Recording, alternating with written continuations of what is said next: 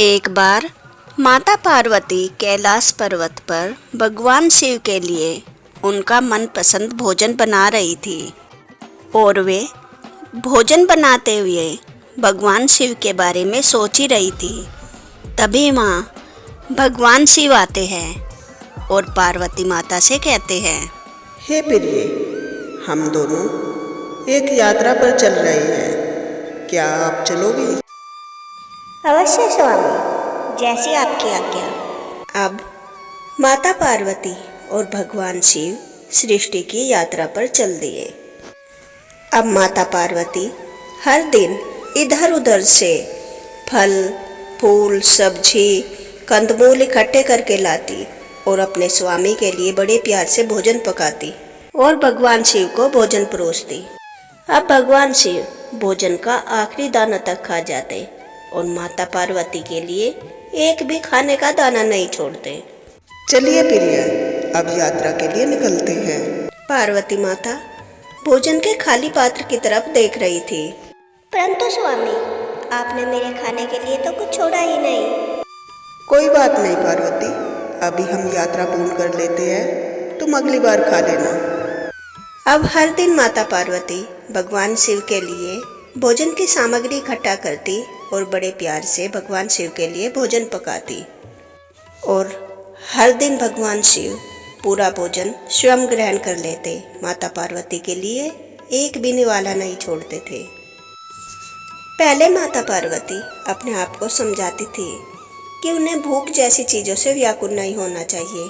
उनका शरीर बहुत ही दिव्य है, परंतु समय के साथ साथ उनका मानव शरीर भूख प्यास सहन नहीं कर पा रहा था।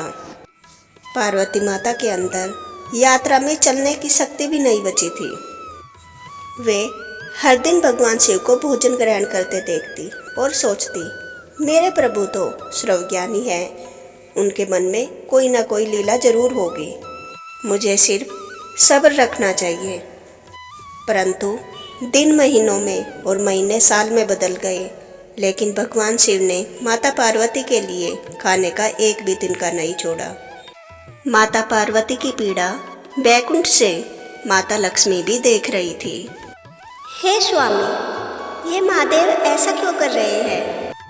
माता पार्वती की पीड़ा मुझसे देखी नहीं जा रही। हे प्रिय, सब्र रखिए, इसमें अवश्य कोई महादेव की लीला होगी। स्वामी, मैं कैसे सब्र रखूं? हर दिन माता पार्वती इतने प्रेम से भगवान शिव के लिए खाना बनाती है, लेकिन भगवान शिव इतना भी नहीं कर पाते कि उनके लिए एक निवाला तो छोड़ दें। भगवान शिव का ध्येय माया से परे है, वे तो हवा पर भी जीवित रह सकते हैं, लेकिन माता पार्वती हिमालय के वरदान को पूर्ण करने हेतु मानव रूप में है। उन्हें अभी भी भोजन इत्यादि की आवश्यकता है। स्वामी, मुझसे उनकी पीड़ा नहीं देखी जा रही, मैं उनकी सहायता अवश्य करूँगी। और माता लक्ष्मी पृथ्वी लोक पर माँ पार्वती के पास जाती है। देवी, आपने बहुत कष्ट और तप कर लिया है, अब आपके सब्र के फल का समय है। प्रणाम देवी लक्ष्मी, आपका कैसे आना हुआ? देवी पार्वती, मुझसे आपका कष्ट नहीं देखा जा रहा। जहाँ महीने भर में व्यक्ति की भोजन के बिना मृत्यु हो जाती है, वहाँ आप अपनी भक्ति की शक्ति पर इतने वर्षों से बिना भोजन और पानी के जीवित हैं। देवी लक्ष्मी, आपने मेरे बारे में इतना सोचा, इसके लिए आपका धन्यवाद। परंतु इसमें भी कोई स्वामी की परीक्षा होगी, वरना बिना किसी कारण के वे मुझे कष्ट नहीं दे सकते। देवी पार्वती, मैं कभी भी आपको आपका पतिव्रता धर्म तोड़ने के लिए नहीं कहूँगी, मैं सिर्फ आपकी सहायता करना चाहती हूँ। माता लक्ष्मी एक भोजन से भरा हुआ पात्र प्रकट करती है। देवी, इस पात्र पर मेरा आशीर्वाद है, इसमें से आप कितना भी भोजन निकालें, लेकिन ये कभी भी खाली नहीं होगा। भगवान शिव इसमें से कितना भी कुछ खा ले, लेकिन आपके लिए कुछ ना कुछ तो अवश्य बच ही जाएगा। धन्यवाद देवी लक्ष्मी, आप अत्यंत ही दयावान है। उसके बाद माता पार्वती वह पात्र लेकर भगवान शिव के पास जाती है और भगवान शिव को भोजन परोसती है। माता लक्ष्मी की लीला के अनुसार पात्र में तब भी भोजन बच जाता है। हे प्रिय, थोड़ा और भोजन परोस दीजिए, आज मेरी भूख नहीं मिटी। अब माता पार्वती उस पात्र में से भगवान शिव को भोजन परोसती जाती है और उस पात्र में अब भी भोजन बच जाता है। अब भगवान शिव माता लक्ष्मी की लीला को पहचान जाते हैं। प्रिय, एक बार वो पात्र पकड़ाना, आज तो मेरी भूख ही नहीं मिटी। और भगवान शिव उस पात्र को ही उठाकर खा जाते हैं। माता पार्वती यह देखकर बहुत ही अचंभित और उदास हो जाती है, परंतु इसके बावजूद भी वह कुछ नहीं कहती।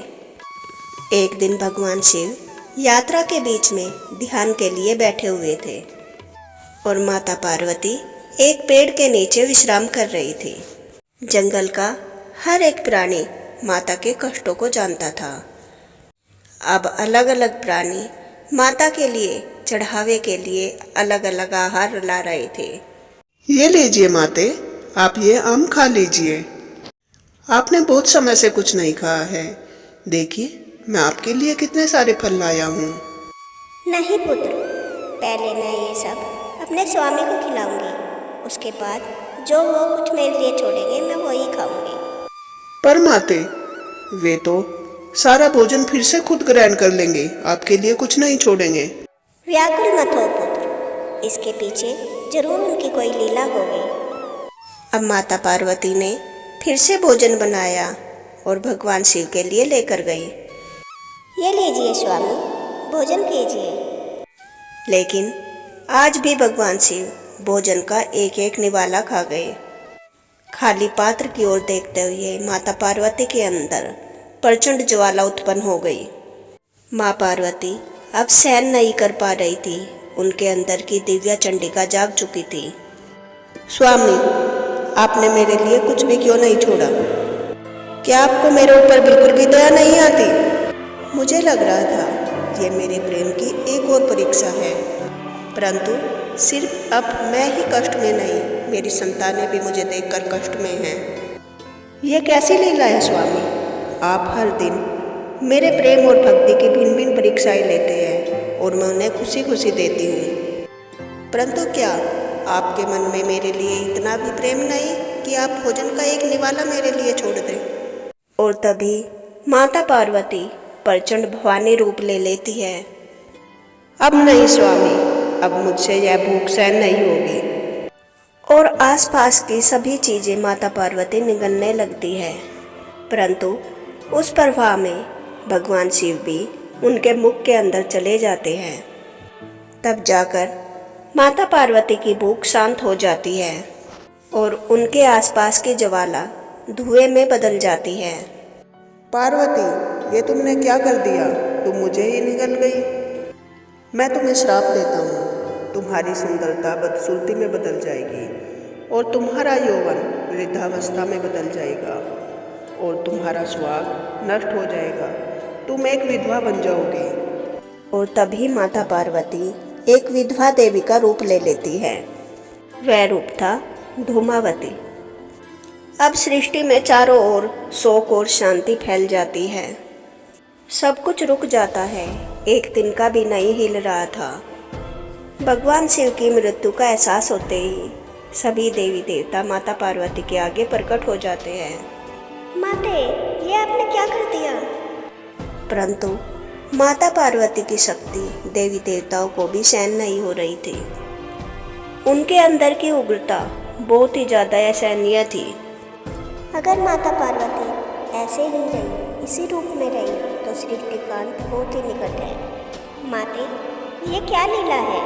कृपा करिए और अपने सौम्य रूप में वापस आ जाइए। यह रूप हमारी ही लीला है।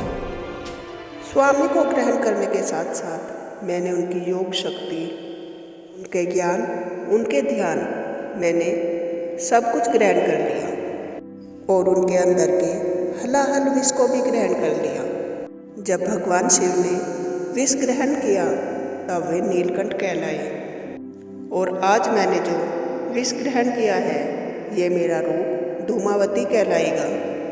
इस रूप में मैंने अपनी संतानों की रक्षा के लिए संसार की सारी बुराइयों को अपने अंदर ग्रहण कर लिया है, और किसी और को पीड़ा न हो इसलिए इसे मैं स्वयं ही सहन कर रही हूँ। आग के बाद केवल धुआं बचता है और विनाश के बाद धूमावती। परंतु माते, आप अपने सौम्य रूप में कब वापस आएगी? हमें महादेव को बुलाना चाहिए। और सभी देवी देवता भगवान शिव को पुकारते हैं और भगवान शिव दोबारा प्रकट हो जाते हैं। हे प्रिय, आप हमारी परीक्षा में फिर से सफल हुई। आपका यह रूप यह सिद्ध करता है आप अकेली स्वयं ही आदि पराशक्ति है। आप ही परब्रह्मन हैं। अब आप मुझे ये बताइए कि आप इसी अंधकार में रहना चाहती हैं? नहीं स्वामी, मैं दोबारा आपसे विवाह की इच्छा रखती हूँ। उसके बाद माता फिर से अपने पार्वती रूप में आ जाती है और उनका और भगवान शिव का विवाह होता है और माता अपने सौम्य सुहागन रूप में फिर से आ जाती है। आज हम सुनाएंगे विजयवाड़ा कनक दुर्गा महालक्ष्मी की कथा। एक समय की बात है, इंद्रकिला पर्वत पर महिषासुर नामक राक्षस का आतंक फैला हुआ था। वह भक्तों की हत्या करता और स्त्रियों के साथ दुर्व्यवहार करता। महिषासुर राक्षस के आतंक से तंग आकर इंद्रकिला ऋषि ने आदिशक्ति की तपस्या करने का निर्णय लिया और इंद्रकिला ऋषि देवी आदिशक्ति की तपस्या करने लगे। इंद्रकिला ऋषि की तपस्या से प्रसन्न होकर देवी आदिशक्ति कात्यायनी रूप में प्रकट हुई। इंद्रकिला, मैं तेरी तपस्या से प्रसन्न हुई। जो भी तू मांगेगा आज मैं तुझे प्रदान करूंगी। हे देवी, मैं आपके दर्शन पाकर धन्य हो गया। मेरी केवल एक ही इच्छा है, इस अत्याचारी दानव का आप अंत कर दे। देवी दुर्गा अपनी अष्ट चंडियों को प्रकट करती है। आदि चंडिका, चंड नायिका, चंड दुर्गा, उग्र चंडा, प्रचंडा, चंडा, चंडावती और चंड रूपा। हे ऋषि इंद्रकिला, मैं तुझे एक सत्य बताती हूँ। इस महिषासुर का अंत करने के लिए मैं हर कल्प, हर महामंत्र और हर चतुर्युग में मैं अवतार लेती हूँ।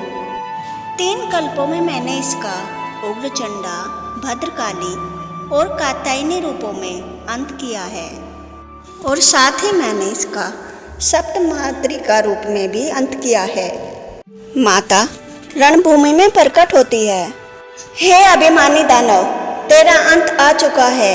अभी भी समय है, तो आत्मसमर्पण कर दे। क्या तू अंत करेगी मेरा? एक स्त्री होकर तू अंत करेगी? क्यों रे दानव, एक स्त्री ने तुझे जन्म नहीं दिया? अगर एक स्त्री तुझे प्राण दे सकती है तो तेरे प्राण हर भी सकती है। माँ दुर्गा और महिषासुर के बीच में युद्ध शुरू हो जाता है और 9 दिन के बाद माँ दुर्गा महिषासुर का अंत कर देती है। माँ दुर्गा की विजय के कारण वह स्थान विजयवाड़ा कहलाता है और तब माता की विजय पर ऋषि इंद्रकिला कहते हैं, हे माता, आपने मेरा वर पूरा किया। आपको कोटि कोटि प्रणाम। आपकी सदैव ही जय हो माता। अब आप मेरी एक और इच्छा पूरी कर दीजिए। बोलो इंद्रकला, क्या इच्छा है तुम्हारी? माता, मेरी यह इच्छा है, आप इस इंद्रकिला पर्वत पर हमेशा निवास कीजिए और हम सबकी रक्षा कीजिए माता। तथास्तु। और माता इंद्रकिला पर्वत पर निवास करने लगती है और वहाँ पर माता का स्वयंभू मंदिर प्रकट हो जाता है।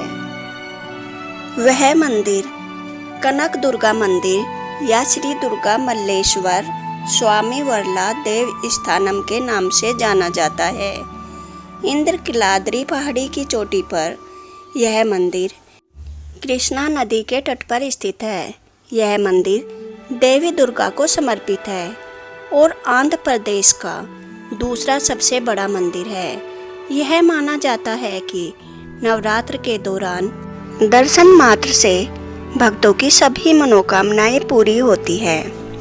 अगर आपको यह कथा अच्छी लगी हो तो वीडियो को लाइक करें और ऐसी ही कथाएं सुनने के लिए मेरे चैनल को सब्सक्राइब करें। जय माता दी।